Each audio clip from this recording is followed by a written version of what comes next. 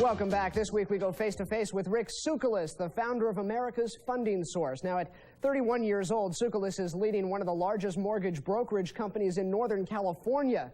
This year, he'll arrange $650 million worth of mortgages. Next year, the figure should top $1 billion. All from a guy who never even graduated college. He learned what he needed from his mother, a longtime local real estate broker.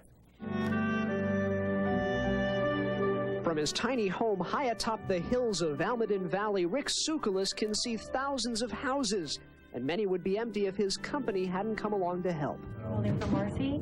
His company, America's funding source, expects to do $1 billion in mortgage financing next year, has 110 employees, and has plans to go national. Not bad for a company founded by a guy without a college education when he was only 24 years old. As you kind of got into the business, how important was your mom? Mom was a great help. You know, when I started out, I was real young. In fact, I tried to grow a mustache to look a little bit older, but it had a great big hole in it. You know, it just wouldn't grow in. And people gave me a shot because I was my mother's son, you know, when I was early on. So she was important. For a young guy coming out of school, right. You know, you didn't go to college. Right. Right.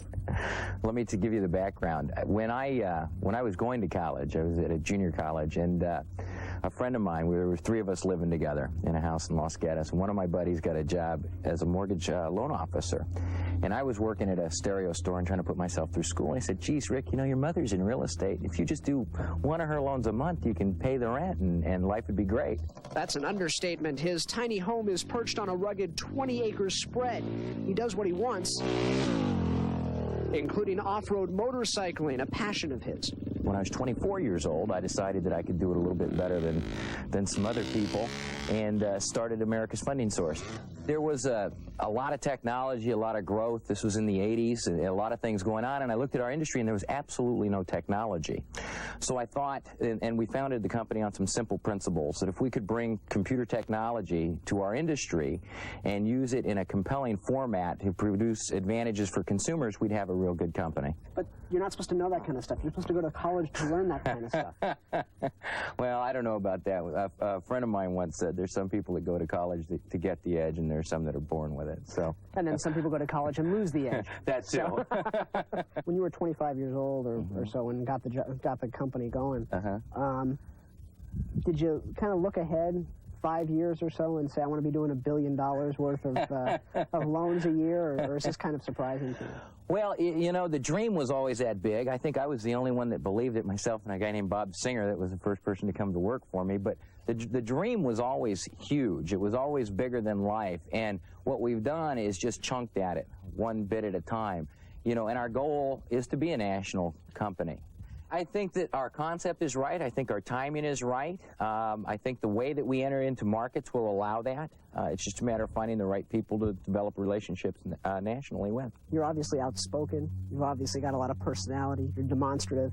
And you're young. And you've got this big company in a very competitive market. How do people perceive you, do you think? Well, I think the perception's beginning to change. They viewed me as a crazy person a few years ago.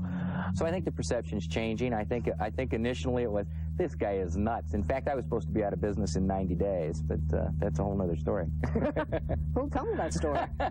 Well, when I started my company, I had actually taken this concept to a former employer. And he just told me, you know, you're crazy. It'll never work. You can't do this in real estate. You know, there's no need for it. Why would you automate? Who wants anything any better?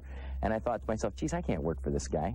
So he struck out on his own, blending technology and good old marketing savvy into a state-of-the-art mortgage brokerage company. In essence, he built a better mousetrap. What are you doing differently that nobody else does? Well, what we did, and people thought I was a little nuts back in 1987 when we started doing this, but we took the technology of shopping for a mortgage. What happens today, if you were to get a home loan, you would pick up the phone or the Mercury News and you would start shopping for a loan. And you'd go through all sorts of gyrations trying to find out who had the best rate and what the best company was. So what we did, we started out as a mortgage broker, and we took all of the institutions that we did business with, and there's 100 of them, and we loaded their rate information, their underwriting criteria into a computer system, so when a customer comes in and meets with us, we do the whole shopping right there on a computer with them. Do you have a business philosophy that you subscribe to? Well, yeah, you know, I guess the basis of the philosophy is that if you can dream it, you can do it. You know, if you will put the time and the energy and effort into it, and if you can employ other people into that vision and that dream, that you will succeed. And there's no, you know, I'm not a real smart worker. I just work real hard. And I just make sure that we get there every day and we take care of our customer.